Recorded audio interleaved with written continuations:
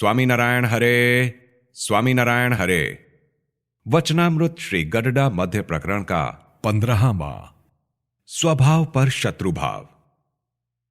संवत 1878 में भाद्रपद शुक्ला द्वितीया 29 अगस्त 1821 को स्वामी श्री सहजानंद जी महाराज श्री गडडा स्थित दादा खाचर के राजभवन में श्री वासुदेव नारायण के मंदिर के बरामदे में गद्दी बिछवाकर विराजमान थे। उन्होंने श्वेत वस्त्र धारण किए थे। उनके समक्ष मुनि तथा विभिन्न प्रांतों के हरिभक्तों की सभा हो रही थी।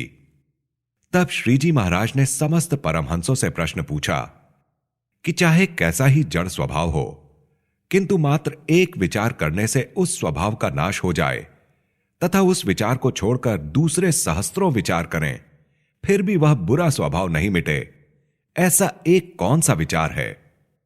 इस बात पर आप जो समझ रहे हैं वैसा कहें। तत्पश्चात परमहंसों ने अपनी अपनी समझ के अनुसार इस प्रश्न का उत्तर दिया, परंतु यथार्थ उत्तर किसी से भी संभव नहीं हुआ। तब श्रीजी महाराज ने कहा, चलिए मैं ही इसका उत्तर देता हूं।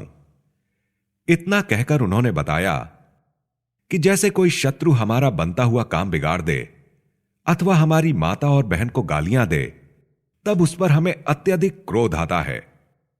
प्रतिकार स्वरूप हम जिस उपाय द्वारा उसका अनिष्ट हो वैसा ही उपाय करने लगते हैं। अथवा कोई अन्य व्यक्ति उस शत्रु का कुछ भी बुरा करे तो हमें अत्यंत ही प्रसन्नता होती है।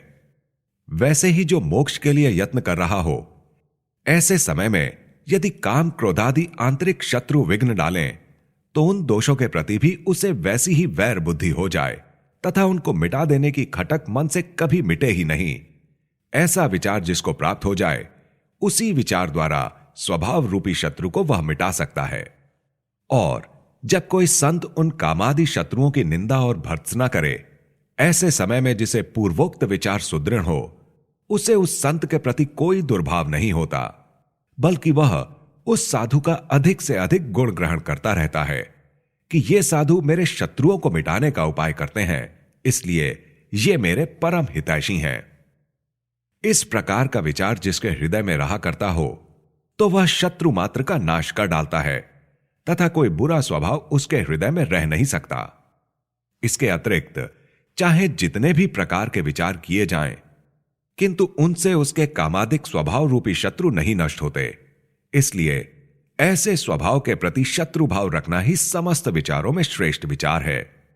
इस वार्ता के पश्चात श्रीजी महाराज ने पुनः प्रश्न किया कि जो भक्त धर्म, वैराग्य, आत्मज्ञान तथा महात्म्य सहित परमेश्वर की भक्ति की साधना से कभी भी च्युत ना हो, ऐसे दृढ़ भक्त की पहचान किन लक्षणों से संभव होती है?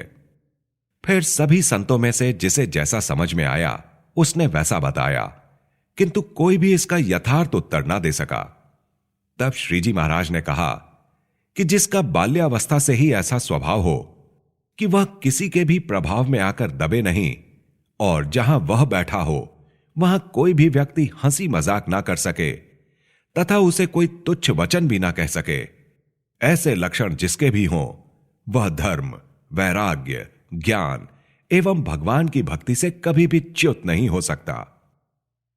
यदि कदाचित अहंकारियों के समान ही उसका स्वभाव दिखता हो, परंतु उसे कल्याण की गरज होती है, अतः वह सत्संग से कभी भी भ्रष्ट नहीं हो सकता। इति वचनामृतम। इस प्रकार से श्री गडडा मध्य प्रकरण का 15वां वचनामृत पूर्ण हुआ।